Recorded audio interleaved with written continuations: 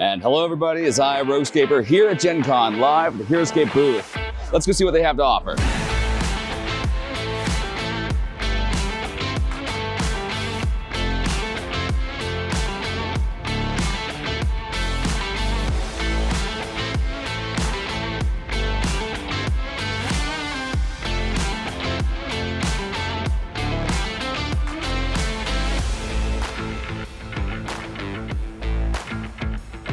So, you've been lost 3 times today? 4. 4? Yeah.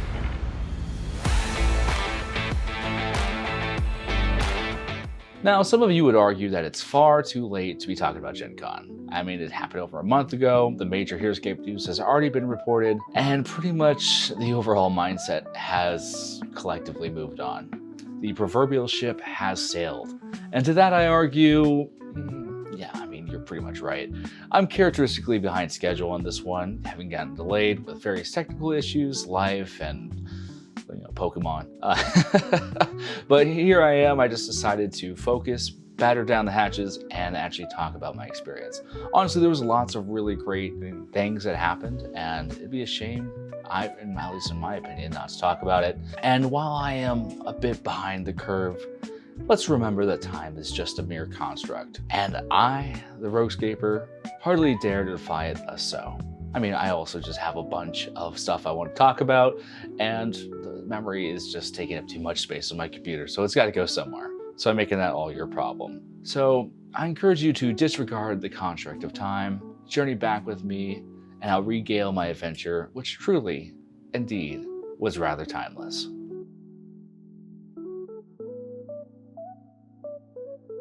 Now, this was my first Gen Con. The largest con I've been to was previously Escape Con.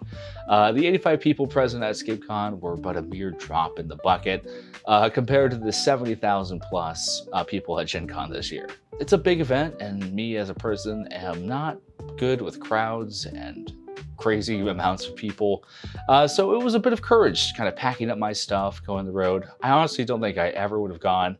But I was kindly asked by some other fellow content creators, which we'll kind of go more on in a bit, to go to an Airbnb with them. So having feel like a bit of connection, a bit of safety net, I decided to paint a bunch of miniatures to pay the way, load up my minivan, and go the 8 hours once again from Kansas City to Indianapolis.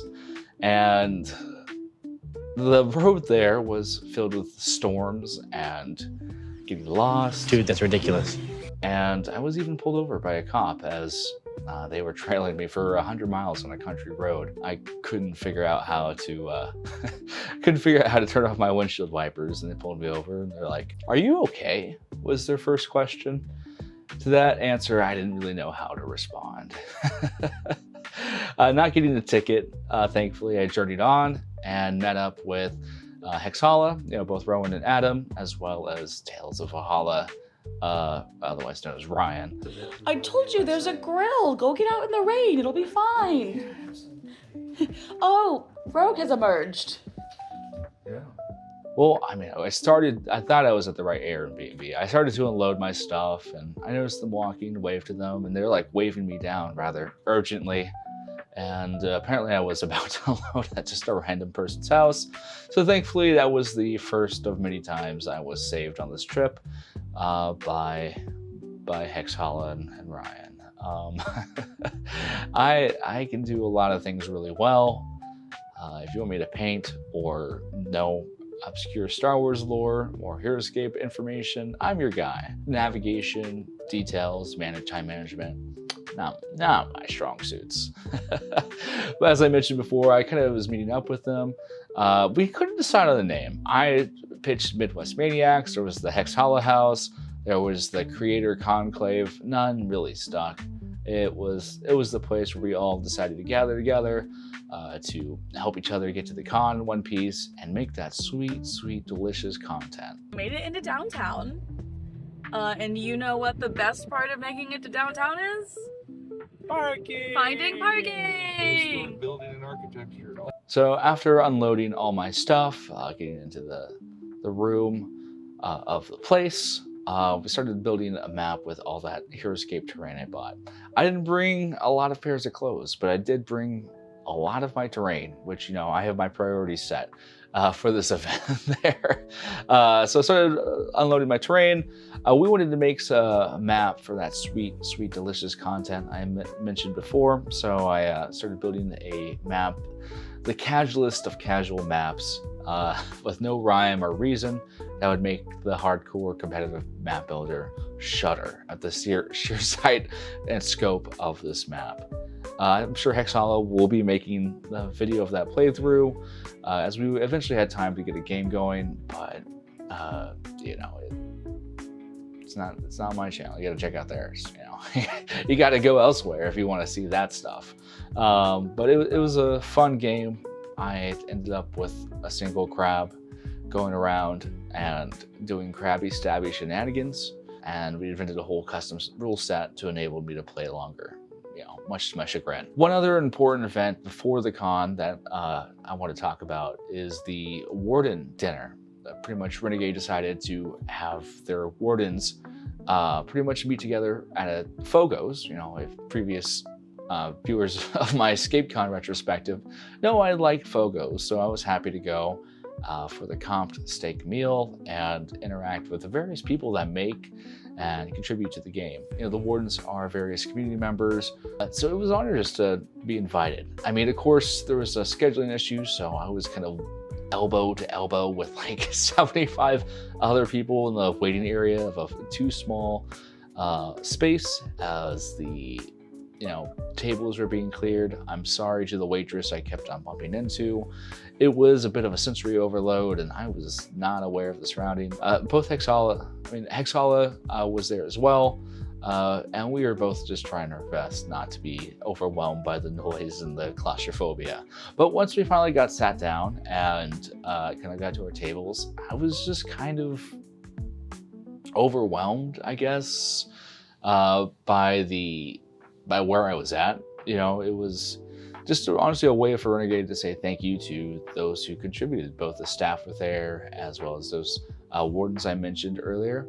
And you know, I'm just a silly little guy who likes to paint tiny little figures for a game that historically isn't even like to be painted. You know, like what am I doing here next to the producer, next to the, you know, Lee Huff was there, or game designers, or the owner of the company that's making Heroscape. You know, like all this stuff just feels very overwhelming. And you know, I don't want to use the term imposter syndrome, but I definitely felt a little bit of that, you know, just a bit of like, well, you know, I felt just honored, I guess, maybe overwhelmingly honored to be in the presence of such great people. Renegade has had its up and downs with the community, but I definitely think they are making an effort to convince us Heroscapers that they care about the game. And if you were at that dinner, you just got nothing but a sense of passion and interest and intrigue for the people that both play and run and design this game. So it was honestly just a thank you to Renegade for hosting that. You know, I am never going to fault someone for giving me some free endless Brazilian steak. So, you know, that was an honestly enjoyable experience.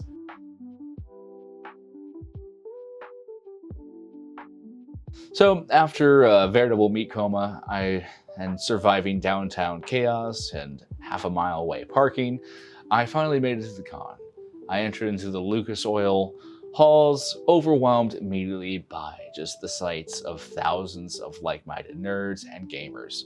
There's definitely a certain kinship to be had, being surrounded by so many people that, you know, in your area, you're the only one, you're just surrounded by people who like to play little tiny games with little tiny figures and roll silly little dice. Like it's really enjoyable just to see all the cosplayers and all the games and all the exhibits and all the booths just immediately upon entering.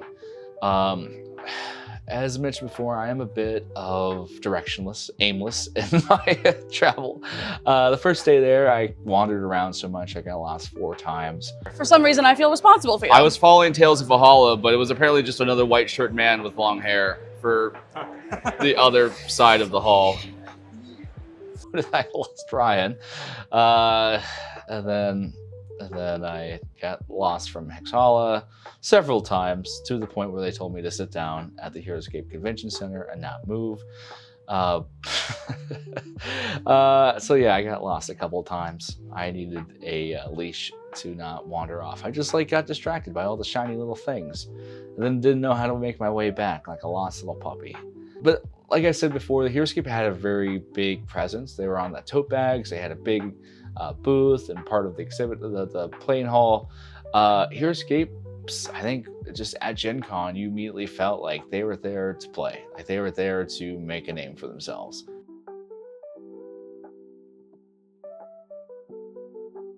The main reason I went to Gen Con, if I'm being honest, was to participate in the Heroscape World Championship.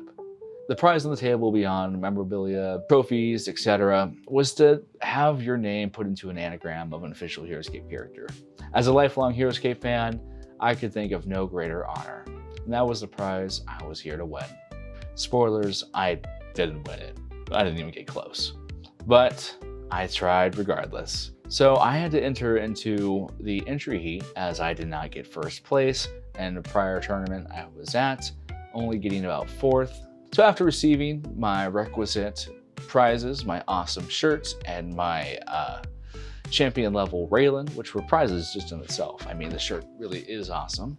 For this event, I was running Queen Maladrix, Major Q11, Festering Honor Guard, and a squad of Acolytes. These are units I've played with in times past, and I really felt like they would perform well into what was existing, offering both range, special attacks, and some high output with Maladrix. Normally, I don't like to play super sweaty or into the meta. I like to play little weird armies and not care if I lose. But like I said, I really wanted my name to be immortalized. Rogue Scrapper, as Hexhala called it, would be my my anagrammed name. I used my bugs to kill some of my acolytes early game, which was a strategy that was developed strongly during Gen Con. And then from there, also created some valuable respawn points for them to get next to Maladrix, because the acolytes next to Maladrix is spicy. That double attack and every life mattering on Queen M is important. Maladrix is just a fun character. She's really just a menace on the battlefield. Honestly, I wish more heroes had her level of stats and positioning on the board. Like every time Maladrix is there, you're running risk of recursion, of her bringing guys back, of just straight up killing people with her high attack, of holding key spots with her high defense and high life, rushing up onto your ranged units with her high movement. The only downside to Queen Mal is her sculpt itself. In a game where the physicality of a sculpt matters, having an awkward sculpt could almost be like a negative ability. There was a couple matches where I lost because I could not legally place Mal, even with the new readjustment rules, into certain spots, putting myself into either worse spots or not making key attacks at key times. I think I lost 2 games because of Mal's sculpt. So definitely something that's like the one limiter on her. Otherwise, she'd be a 10 out of 10 unit. I was kind of back and forth with my wins and losses. Honestly, Mal was doing really well into the Eisenex. I think with the help of Q11 in that build, I just had a lot of output to do them. And every match I went up against Eisenex, I think I won pretty handsomely, because Mal, if you play a little aggressively with Mal, and there was a lot of scavs on the board, Scavariths and Iron Liches and stuff like that. They just did not have, pretty much Eisenex burn really hot. But if they whiff their, their 5 or 6 attack, boosted Iron Lich attack, then it's just they don't got a lot to do afterwards. I mean, they're still dangerous and still spicy, but at that point, Mal's in your face doing lots of dice and placing bugs inside your brain. So I did really well against that. I think I lost some games against, I want to say a Tanuki army, which Mal struggles with just because they're so mobile. But lastly, it kind of came down. I think here's editor me is going to put my stats up here, as I don't immediately have them on hand, but it ultimately came down to me and Adam from Hexhala having to face each other in the last bout. Ultimately meaning that one of us would progress based on the outcome of this. Now you may ask, did I feel any guilt having to fight the person who drove me to the con and invited me to stay at the Airbnb, has been nothing but kind to me, patient with me. No, I had no regrets. All's fair in escape and war, and I would do it again. Honestly, it was just, that's the one game I remember and I have photo evidence of. It was just a brutal, brutal game. The dice betrayed Adam. I think I got Scavareth on like round 2, a full life scav, and then the next round immediately popped him open. And then from there, it was just really quick work. And I'd say I don't feel bad. I did feel a little bit bad, just a tiny bit, but no regrets. It was honestly, it's just a game where the dice betray your opponents and you win, but you're like, at what cost? So it worked out. Betraying my friend allowed me to advance to the next round. And so trying to have the longest day possible, I entered the double-edged sword, reverse the whip, event that Thursday night. I've never done a reverse the whip style format before, just because I've always never really knew what to build in that army format. You know, it's kind of a weird one, as you're constantly, each round you're switching figures, and then the last one is randomly decided. So you have to have an army that is either really good or really bad, or really so specifically technical that only you know the cadence of how to operate it. I chose to run a bad army for it. I ran several squads of crabs, Imperator Kane, a squad of Ordo, and a squad of Tanukis, which was one figure over the figure limit, so it honestly had to drop someone from the event.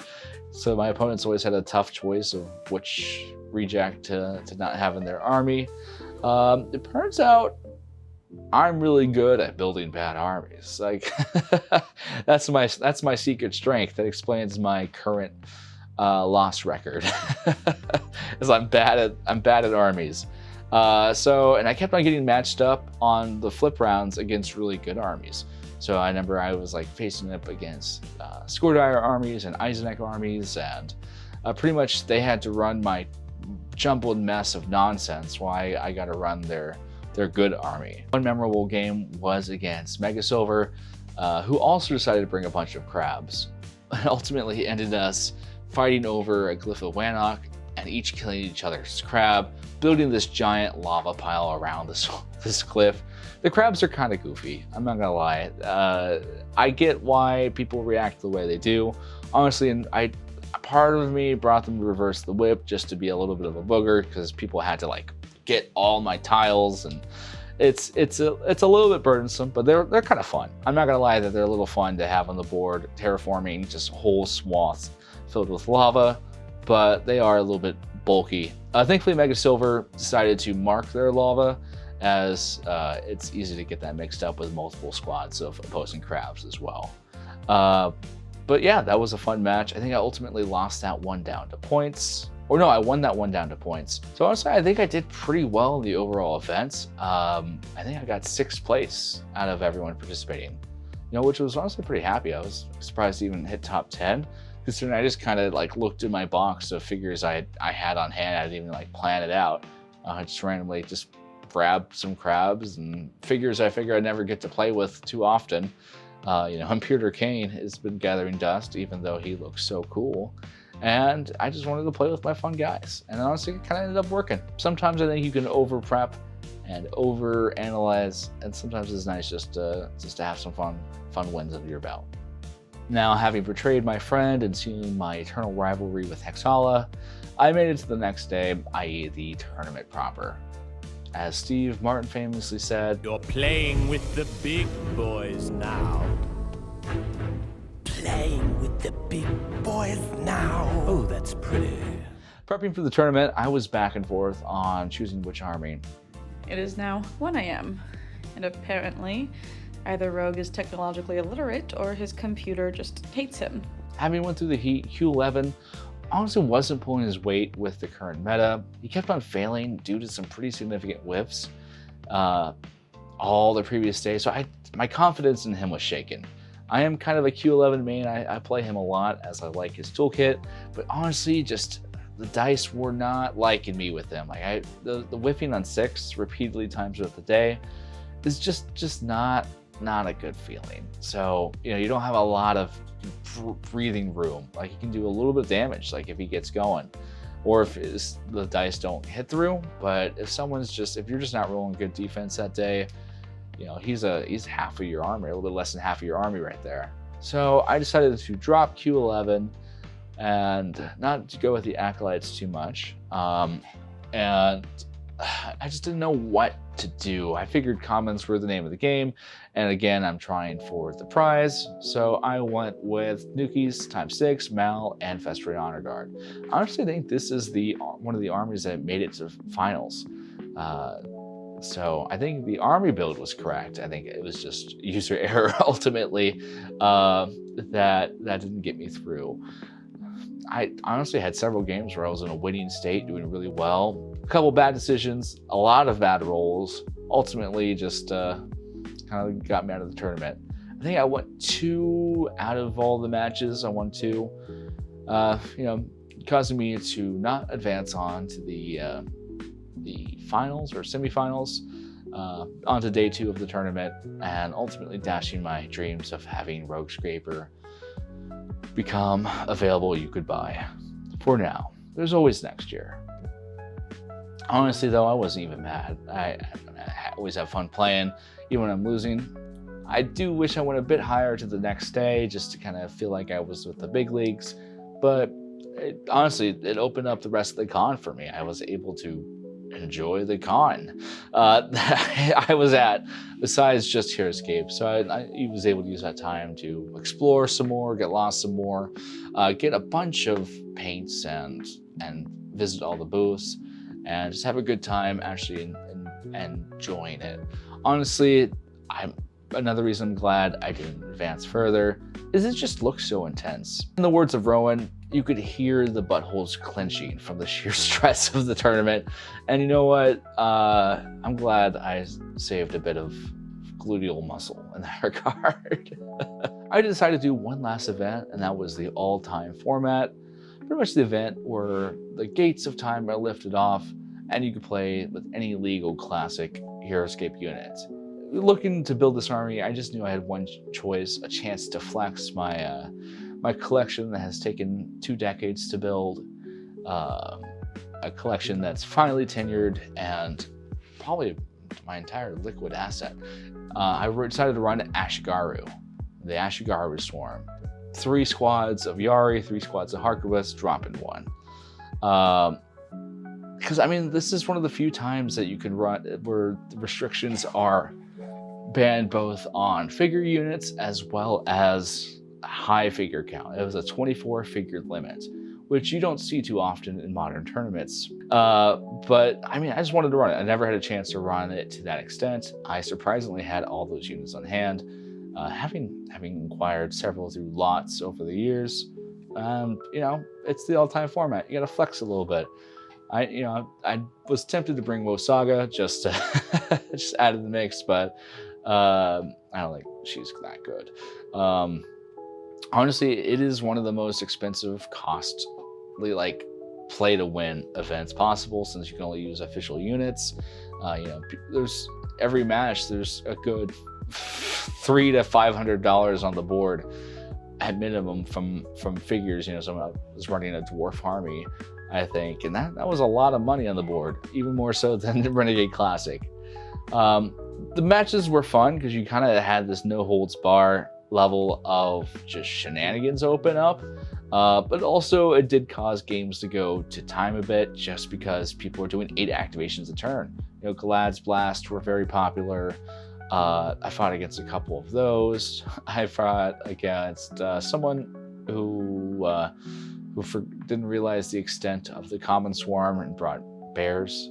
But ultimately, they did pretty well. They got me down to just Kato when it came to time against their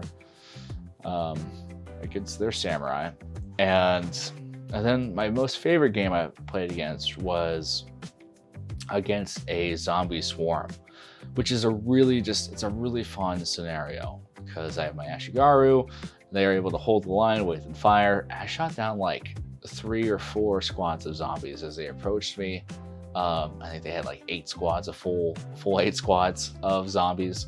But then a bad initiative switch. They got the initiative, a few misses, and they broke through, and they slowly just started eating all my 1 defense Ashigaru. And so they were overtaking, gaining back their numbers, and getting rid of my horde with their prowess. And it was like a really, zombies aren't competitive, but they are a very thematic unit. Like, they are probably the most thematic unit in all of Scape, I'd say. And honestly, I didn't even mind losing, as it was just, I felt like I was in like Walking Dead or something. I honestly love that game so much. And it still came down to points, I think. I think it still came down to like 100 points. Ultimately, they won that, even after taking... Kato's really good in these kind of formats because he's 200 points and he doesn't move. And odds are you aren't chewing the Ashigaru too fast unless you prepared for it. And so, you know, you can do a lot of damage to an army and still have 200 points just sitting back there. I like having expendable units, as, you know, nothing worse than whiffing on a big guy. So overall, I think I did pretty well in that event. I got 8th place in that event, making 8. So happy with that one as well. Anytime, you know, those big Gen Con events, if I can make top 10, I'm happy. I feel like that's a win in my book. Overall, the events were really well run. Definitely seemed like an improvement from what I heard happened last year. All games were resolved rather on time. I think the finale of the tournament went a bit long just because everyone was watching. That one happened, myself included. And they gave just a bit more focus to that event. But no, it was really smooth. The software seemed to work really well. Renegade said, when I talked to them about it, they just said they learned a lot. They took feedback with the community and their experience, and they really made the event fun. Like, Heroscape is such a fun game if you play it in a well-organized event. Like, shout out to all the tournament leaders and operators, and to Ken for keeping everyone on time, because it was just it was really enjoyable. I was asking myself, would I rather go to ScapeCon or GenCon? And I honestly don't know. Like, they both have their pluses and minuses. You know, ScapeCon is just concentrated Scape, you know, which is really nice if that's what you want. I do like there's a bit more versatility in GenCon, where you can see other games, reveals, and have some things to bide your time with as well. So that was kind of the main events I did. Outside the events, I also play tested some Source games, the new game Tactics, as well as I think I looked upon Source Golf a bit. I really just like the people of that team. I've had a chance to talk to them a couple of times. They do great stuff, and I love how they just encourage people to design and innovate on their own. Heroscape as a game has such a magnificent presence with the large-scale map builds they have. They also look like they had a demo table going on teaching people the battle box scenarios, and lots of product, more Zen Nesblits that you can count. And honestly, by the end of it, a lot of that stuff looked pretty depleted. So I'm glad it seemed like it sold pretty well at Gen Con as well. Of course, they also had some reveals, which were pretty exciting. Honestly, this might need to be its own video, but here are the kind of things I especially want to talk about. You know, they've showcased the G.I. Joe Scape, which I'm not a G.I. Joe fan, but honestly, the figures and sculpts and colors look really awesome. Like, I'm not going to talk about them all individually because I don't know anything about G.I. Joe Scape, but they said that they're going to be contemporary legal starting next year. So you're going to see a mixture of G.I. Joe with classic units in the contemporary format. And it looks like soldiers, ninjas, scouts are all getting a requisite buff. And honestly, some of these powers look really fun. They're more scaled to classic Heroscape compared to like Marvelscape. So me not being familiar with the IP is honestly a benefit, as I can just pretend like they're futuristic agents from, you know, Planet 2249 or whatever. Like, it's not bad. And then, of course, what I'm really excited about is the official unit reveals. I was stoked about these. A lot of things I've been asking for and talking about for a long time. If you're a fan of the channel, you know I've mentioned several of these, at least in some of my pitch video, my concept videos I make. Even the producer of Heroscape is like, you're scarily accurate on a lot of your predictions. Like, I don't know how you know all this stuff, but a lot of the stuff you talk about is coming here. So anyone that knows me knows I've been talking about Vipers a lot. I like the Vipers, but honestly, I did talk about them so much because I felt like they were never coming back. I felt like that was going to be kind of like one of the forgotten Heroscape races where they didn't really need a lot more to explore their theme. And, you know, they're kind of weird, but they're coming back and I'm so excited. We have the Rannoch Vipers, who have blasters made from looks like Morrow Warriors or Morrow adjacent, stolen blasters, kind of Cobra designs. I'm really looking forward to painting these, both because they're a couple colors and there's a lot of fun little details on these guys. Definitely going to paint one like a Arbok, because that's what you got to do. But these guys actually had a lot, from at least what I've gleaned of their various powers and abilities, a very unique tool set. Keep in mind that this has all been word of mouth. I've tried to verify as much stuff as I can, but this stuff is subject to change, or I may have gotten some details wrong, or may have overheard something. So keep that in mind, as this isn't the official account, but this is more just me talking to various developers nearby who explain some of the figures. But as that said, the Rannoch Vipers, they have pretty much an evasive, as well as high move, no or low defense, but they do have an evasive against range. And they also have a up close hypnosis ability that is said to reduce defense. So these guys are really spicy. Honestly, gives us kind of a give and take, multi-unit, kind of like the Mohicans, if their set line is to be believed. Makes definitely Glenerva and things like that a lot more interesting, if their build is to be said. And then after that, we have some Kyrie that I believe follow Ular based off their colors, and what the producer said that they're trying to make some units to fill in some gaps of some underused units like Milky, Ziamara, the Undead Kyrie. So I'm excited to see some support for that box, which hasn't really been able to see much play yet. And I don't really know what they do. This is me merely theory crafting, but if they are a multi-life squad, their use becomes so inherently useful. If they just even have simple bonding with Ular, Kyrie, and are a multi-life squad, they will be awesome. But I could see them having something different, but you never know. And then we have some new Scodires, the Buggy Bugs, showing up. It was said these Scodire are from a different hive, and Einar following one. So we get to see more of a militantly minded Scodires, looks like. Those three purple ones are common heroes, and the other one behind it is a squad. And I'm excited about these guys. I think they're gonna, Einar kind of needs some new themes to develop, and honestly always feel like the bugs fit his bill a lot better. It really shows how kind of much of a reject I think Maladrix is, and how kind of desperate she is just to be so far removed from these guys.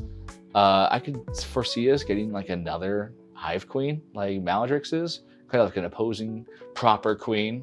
I think that'd be a really cool story beat to explore. But either way, the sculpts are really interesting. I think the four-armed bugs are really interesting as well. Hopefully they give some utilization to, to like things like Thyraxis, give it a little bit of support, or other Scodire heroes, I'm hoping. Then we have one of the most craziest Heroscape releases ever is the Kraken. Heroscape finally decided to release the Kraken. This is, I believe, is a unique squad with a hero, like a large tentacle acting as a hero with them. And that's a teleport into battle. I don't really know who they serve yet. It's assumed Ular, but perhaps it's a different general based off the lore. But I mean, they just are. This is probably the craziest sculpt Heroscape has ever done. Honestly, all these sculpts, it feels like Renegade is finally able to acknowledge the fun possibilities associated with the brand. Speaking of fun possibilities, we get future orcs. You know, these are guys that are kind of grimy mid 19th century looking guys, and I just love these guys. Some people have been giving hate to them, but may I present Wild Orc EG. Like, they're goofy, but kind of like in a logical way. I like when things follow a bit of their own character and dynamics, because the orcs have always been a bit goofy. They've just been kind of cool in the process. We also get an orc hero riding a Pachycephalosaurus, and he's like a mustachioed like saber wielder, and like he's just cool. These guys are awesome, and I'm really looking forward to them. I believe the orc hero is a common. It's said these guys are called chain orcs, and that they are pretty much like futuristic orcs that have allied themselves with Valeric. They are been said, I believe, to bond with Valeric champions or orcs heroes himself, if memory serves me well. So that could give some really interesting builds for army building there. Definitely some utilization for the lesser used Valeric champions, and orcs could get new builds in this meta as well. And we have Savaris, who has a vine arm resulting from injury caused by their arrogance, with a bow, 3 arrow shafts attached to it. No idea what their powers are, but presumably some form of multi-attack or delayed attack. You know, it's going to be awesome to see this. It's great to get these callbacks. I think they should be done in moderation, but I think it's about time for a couple of these units just to get a little facelift or presence and modern Heroscape. And then also we have, surprisingly, Dund and Carr together. Dund loves Carr. A very dynamic duo. Too often kind of overlooked units in this current thing. Perhaps their overall mediocrity and unusedness can merge together to create a really powerful unit. No idea what these guys do, but they're really awesome, and I just appreciate the commitment to baiting nostalgia. I mean, you can feast on nostalgia, and that's fine. You can do it right, and you can do it bad. And honestly, Heroscape so far hasn't even tapped into its nostalgia roots yet. You know, going for entirely new factions and new things. So a little bit of nostalgia every now and then, I don't have a problem with. Revna is also getting some unique additions with the Naklefe, which is like a Scottish folkloric demon horse thing, which looks crazy. It's not a Morrow. I asked about that. Although, you know, it could quite easily be painted as a Morrow if you're interested in doing that. I think it would translate quite well. All these models, I'm looking a whole lot forward to getting done. Also, following Revna, we have some more Undead Kyrie, which just I love. Again, this is a bit more of that classic callback, but it realistically ties into lore and the story of Scape. These are classic, you know, servants of their respective generals, now reportedly risen undead with Revna's ability. And honestly, I hope these guys help the Undead Kyrie a whole bunch, because I'd love to play them, but they just don't have a strong use in game. So hopefully these guys can buff up all the Kyrie. Hopefully all the Kyrie kind of get a big buff with this release, which is slated to be coming out next year. I believe spring, but don't quote me on that. And I'm sure we'll be learning more in this October Renegade Con. And lastly, we have the pirate ship terrain, which is looking awesome. You know, it is just so detailed and so big. Heroscapers have been wanting some kind of larger scale terrain, some interactable pieces, and these deliver it. Like, these are great if you're playing a seafaring D&D campaign. You can put these on the map, and they're really just accessible ruins. Like, I honestly just love them so much. They're so detailed and so interesting. And they also come with ladders, it looks like. I was told these ladders are better than old ladders, as it only takes one space to go up compared to multiple. And they also have destructible terrain cannons, which I was told was supposed to be a bit more better integrated with tiles and such like that. That I believe you can use your attack, instead of using your attack, you can activate these to do a special attack with. So that's pretty exciting there, pretty exciting stuff in terrain. Honestly, this is the first major terrain improvement we've had that wasn't reprints of, you know, like glacier outcrops or trees. Like, those are things that kind of we've already had. This is something new to play around with. You also got to see like the other heightened towers and the short wall pack. But honestly, the ship is the star of the show here. Last thing I want to talk about is just a small bit of vindication. Vindication! Those of you who've watched the channel a long time have seen me theorize with my tinfoil hat about the Eisenex and the Vorids. I drew crazy lines saying the Vorids would eventually become the Eisenex, and I was laughed and mocked and scorned, saying, how is that possible? They're different sizes, they look completely different. And yet here we see the release upon this missing link, this middle evolution between our furry woodland creatures and our grimdark spacefaring friends. Look at this. These guys are technically Eisenex, except they serve Vidar, interestingly. Not much else is known, except that you can kit them out to become common heroes, or like a common squad unit based off their arm attachments. Heroscape now has kind of like integratable pieces, like an action figure, really leaning into the toy aspect of the game, which I'm just so excited to see and dive more into. I need to get a tiny little Ziploc bag not to lose those arms. So that's really exciting, and it's just vindication, honestly, to feel feel so many things I wanted or talked about coming around. I know Means thinks I influence them. I just think I happen to tap onto the life pulse of what they're thinking. So excited about that, excited to paint all these figures. Honestly, it just all felt like Heroscape was ready to get a little weird, and I'm down for that. You know, we've had some really fun releases so far. Nothing against what we've had so far. I love a lot of what we have, but it's nice to get a bit of that classic, anything can happen. And it really looks like the designers at least the sculpts and the base abilities they're coming into their own. They're understanding the potential of the IP of Heroscape, which I think is a really great thing.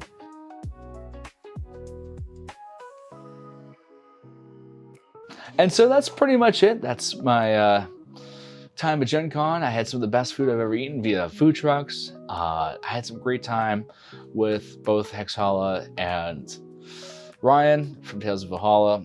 To Hexhala, I apologize for nothing. I would do it all again. And honestly, it really was just an event to remember. I would love to go next year just to be so close to the people that love this game. I mean, people came from all over the world to participate in this event and to play this silly little game. And I really think Heroscape has a future. And I think its presence at Gen Con really showed that the people who make the game are trying to come up to bat. They're trying to make this game work for a wider audience, because the game has legs. It has a lot of fun. I mean, you have people like me who are willing to run whole channels dedicated to stuff like that. And I think they're aware of that, and they're trying to capitalize on that fan love and that sense of community that us Heroscapers have. So it was a great time. If you've never been to Gen Con, it's a lot of money, it's a lot of work, it's a lot of everything. Both good and bad. You know, it's a lot of also seeing all your favorite games, seeing some famous people, seeing community members and developers passionately pitch their games to you. It's about seeing giant Godzilla monster board games and tiny bug pushing games and just more dice than you can imagine. It's the culmination of a board gamer, a tabletop player, and a dice roller, just getting there and getting to just imbibe in the adventure of it all. So, what would I rate this Gen Con? Well, I mean, obviously, a 10 out of 10.